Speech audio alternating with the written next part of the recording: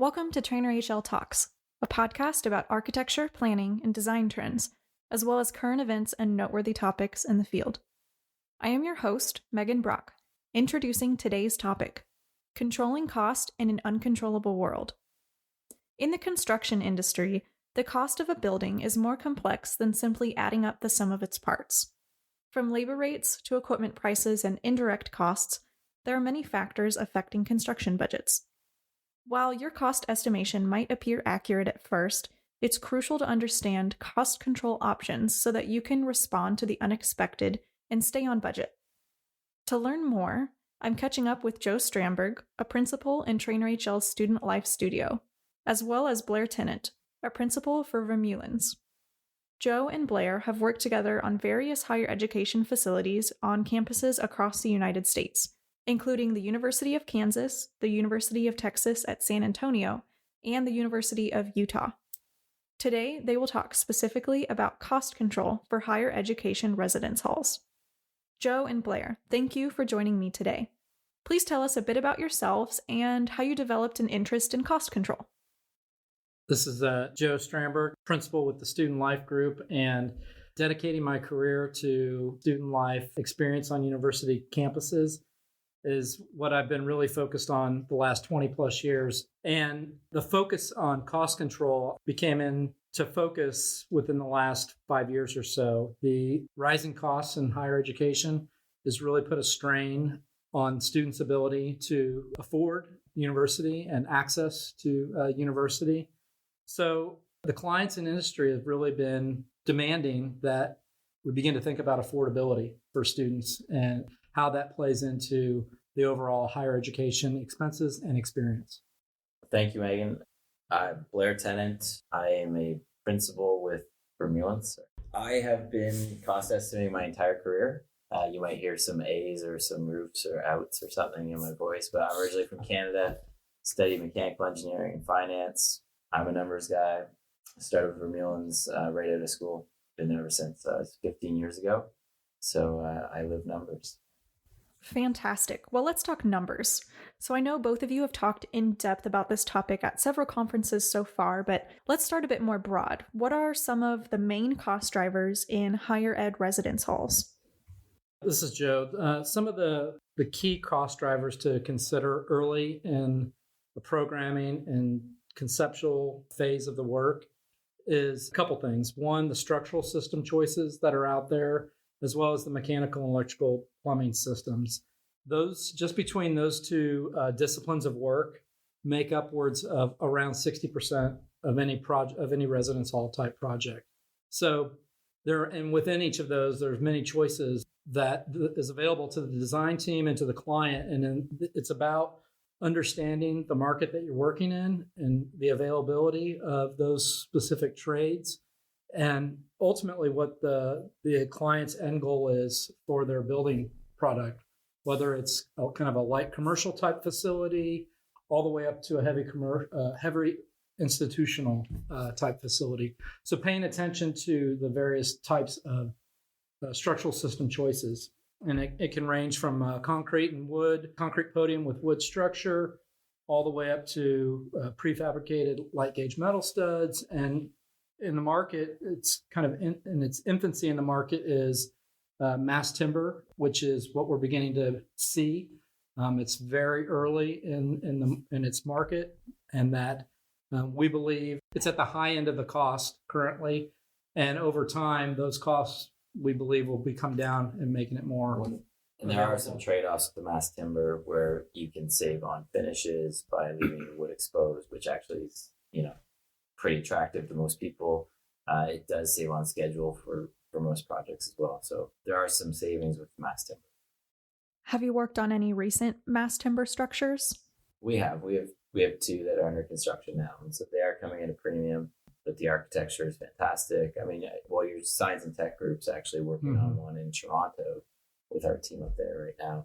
It's mass timber and bubble deck as well. Mm-hmm. I think, like Joe mentioned, there are so many system choices, yet so many budgets are set by cost per square foot.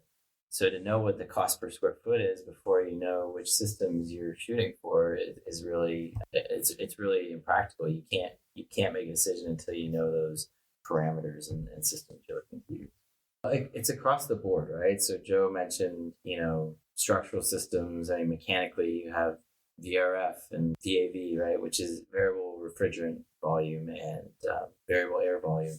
So all those systems, you've got the same thing for your finishes, your skin. Your site work and utilities are something you always need to look at individually, right? I mean, Joe, we had those two projects where essentially if you took the site and utility cost and put a different building on it, it would double per square foot, right? Correct. Because you just basically have to look at your site independent. You double the size of your building, the cost per square foot drops in half. It is truly the wild card when you're doing the early estimating with a lot of unknowns, and each site is unique and different, and that drives the cost. And it can range anywhere from 7-8% all the way to 15-18%. There's such a wide swing in what the cost of the site work. You want to get your cost per square foot down, just build a bigger building. Right? That's right. There you go. So when thinking more about what's occupying that square footage, how can a building program then also influence cost? Definitely, in some of the program influencers is really about, in particular on residence halls, it's that mix of the different types of units balanced with the amenities that are being offered. So you can think of spaces that are shared with more students affords the project more amenity type space. So that mix of different types of unit, whether they're traditional single and double residence hall units to more semi-suite where you've got a little bit more independence, all the way up to suites and apartments.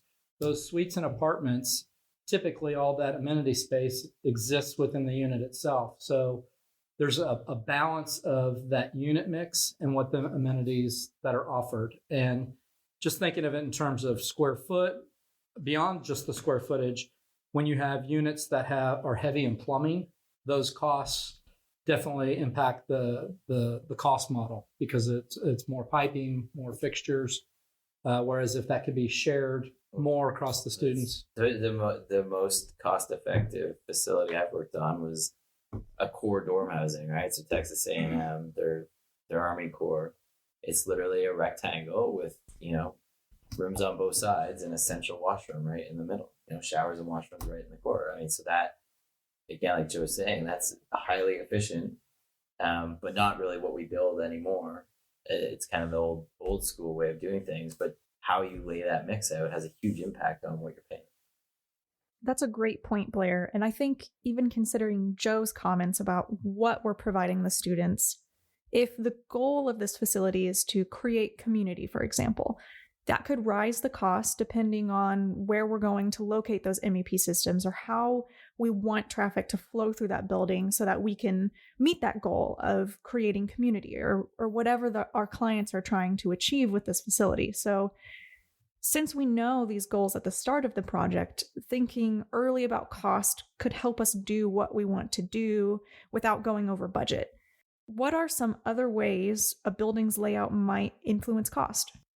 And an example of some of the way we approach the early conceptual phases is taking the program and looking at laying the building out in a number of different configurations. At the University of Texas, San Antonio, we had like 15 different schemes that we kind of vetted down to about 5. And it was really about looking at the program and how the architectural massing of how the building was organized in different shapes, which has a direct impact on the amount of exterior building materials, which is probably one of the most expensive parts of a project. The brick masonry, the glass walls, the windows. So the ability to study that in terms of meeting the program and creating as efficient building as you can on a given site is a strategy and a way to impact the cost as it relates to site layouts.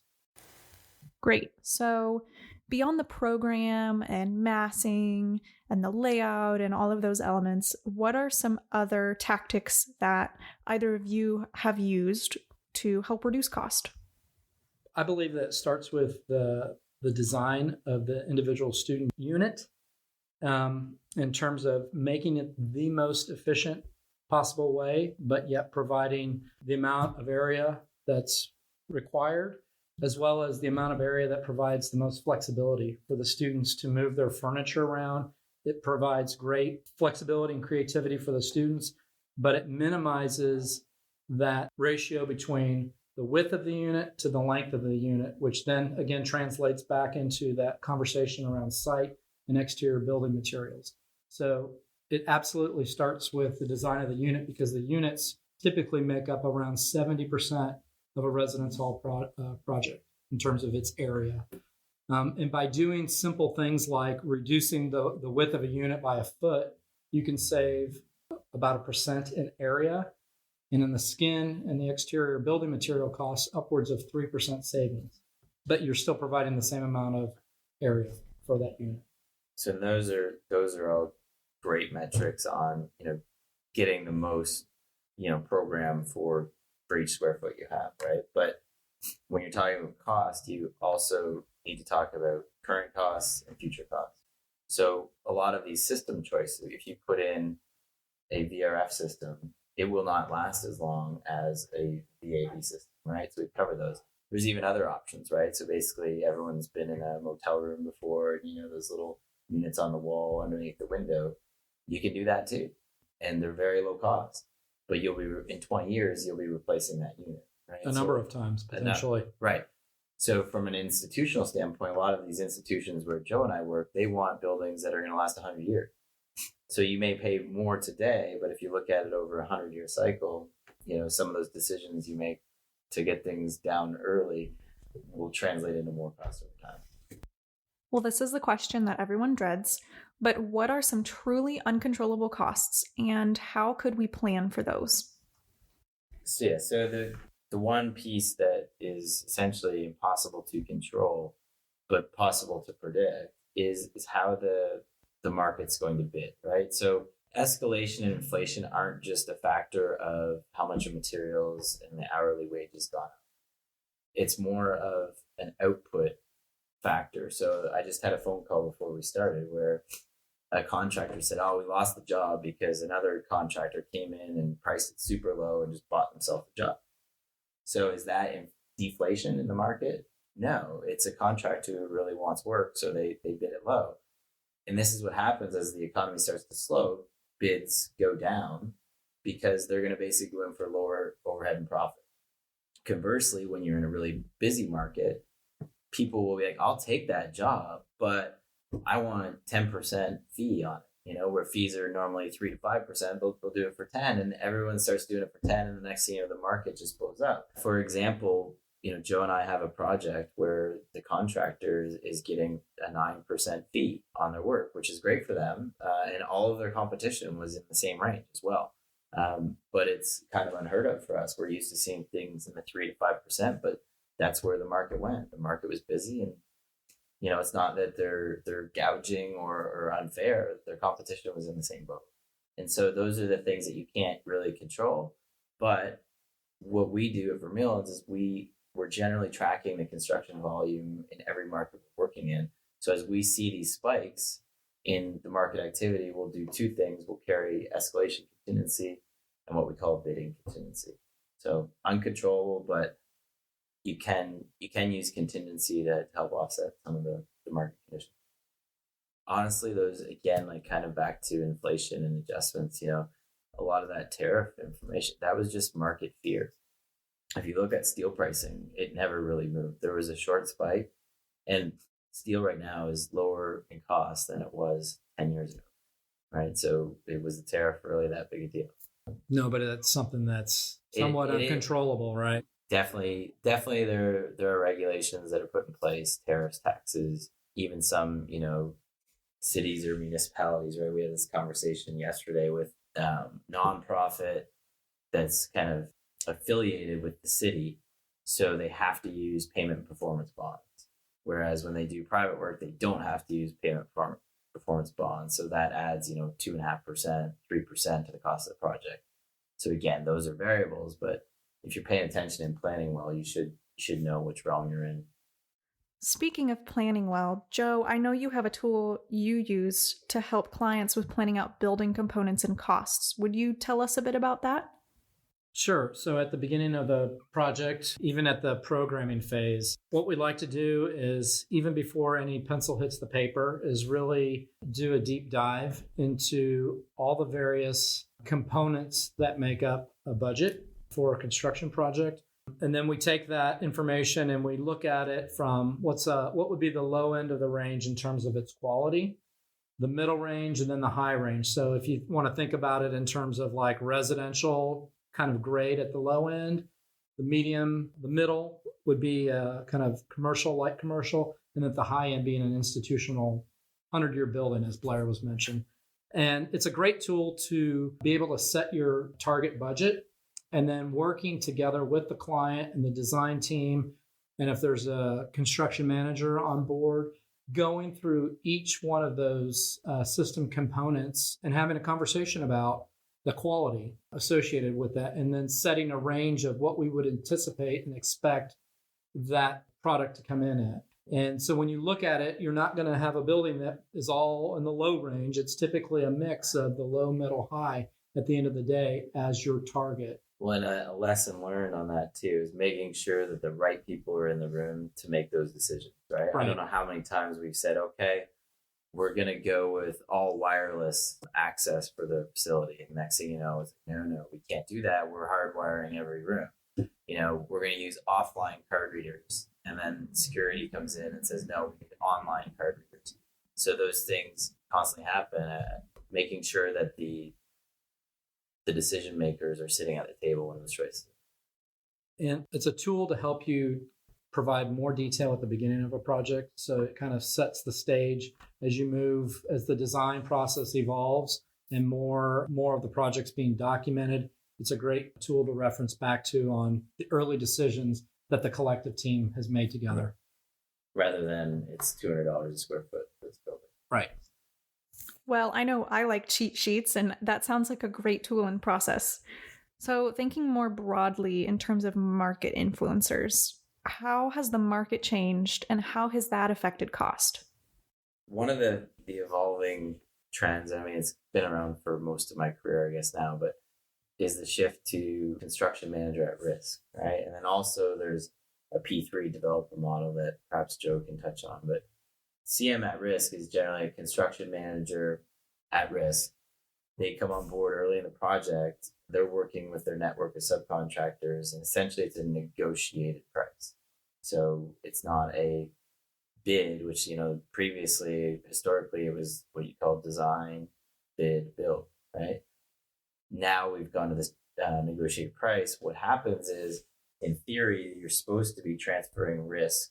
The contractor is supposed to be taking the big risk away from the owner. But really what's happening is they essentially not inflate, but cover off all the possible things that could arise in a project and cover it within their numbers, which is great. Ultimately, I'm not saying this brings you low quality, but generally you're paying an inflated price. Even further to that, we're getting these institutions that are so scared of bidding a project that they do a GMP in the design development stage of document.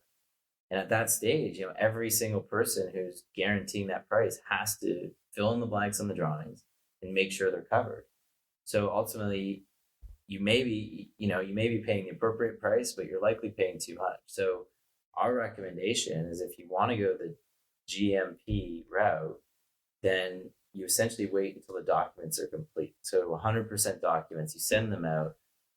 They're essentially bidding the job to their subs, and then you use that information and you allow them to have some type of contingency just to guarantee at that point. But it's minimal risk for them. It does bring the risk back to the owner, but ultimately bring you a lower cost. So essentially, your delivery method even becomes a cost influencer. Yep. That's a good way of putting it. Yeah. So what about value engineering? Should we be wary of that? I don't know if we should be wary of it as much as you should be wary of it if you're having to take large reductions to get the project in budget.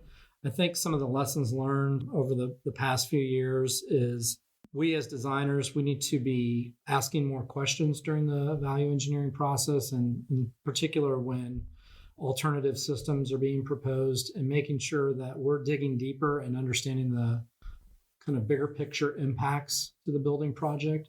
But I think all in all, value engineering is a good tool as you move from phase to phase at an appropriate scale of what you're trying to reduce the cost and provide the best value.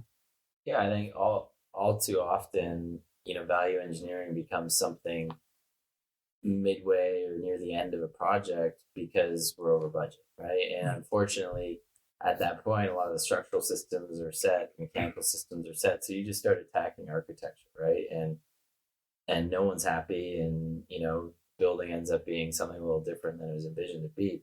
So our goal, like what Joe and I, why we do this, why we talk about this, is we want to get the budget and the scope aligned in the beginning, and we're never looking back. We aren't going back into value engineering the floor finishes.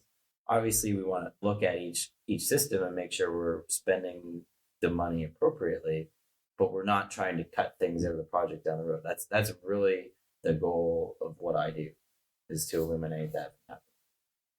And working with in particular on the construction management delivery methods, and when they're part of the team, working with them and the client to make sure that everybody's on the same page as it relates to, we don't want to be value engineering stuff during the design process, and then at the end of the day, the contractor giving back millions of dollars of work that could have been included in the project to begin with. That doesn't do anybody any good. So it's really a team effort to make sure that we're balancing it as closely as we possibly can through each phase of the project. So what are a few points you would like our audience to take away or keep top of mind about cost control? As it relates to benchmarking, that every project is unique, and that's one tool to make sure you're beginning to think about the project and getting it within the ballpark as it relates to the budget. That 60% of the project is going to, and as it relates to residence hall design work, is going to be in your structural and your mechanical systems. So those two decisions right there is going to impact more than half of your budget. And that there's, as it relates to the program itself, that there's choices as it relates to the unit mix and the amenities that are offered. And it's a balancing act. Yeah, and I think it kind of goes without saying, what we're talking about here is early detailed cost models, right? So digging into the detail early is the fundamental key. And to deal with the market, just keep an eye on basically the jobs market and how you're procuring the projects. Well, I appreciate your time. Thank you for joining me today, Joe and Blair. Thanks, Megan. So Joe and Blair will be presenting on this topic at the ACUHO conference in February and ACUHO-I in June. So catch up with them there for a deeper dive into cost control. See episode notes or visit trainorhl.com to learn more about how we've helped our clients with space solutions that fit their unique needs and budgets. By working as a team, planning far in advance, and considering alternative paths, you can ensure your budget will stay on track while designing space that supports your building users' endeavors. In higher education, it's all about the students. Thinking about their needs ahead of time will not only keep your cost in check, it also supports our future leaders and critical problem solvers. This is Megan Brock with Treanor HL, thanking you for joining us on this episode of Treanor HL Talks. Treanor HL is a national architecture planning and design firm located in the United States. The company holds a firm belief in sharing resources and insights with professionals, clients, and building users to shape the space we use to live and grow as people. For more information, visit trainorhl.com. That's TREANORHL.com.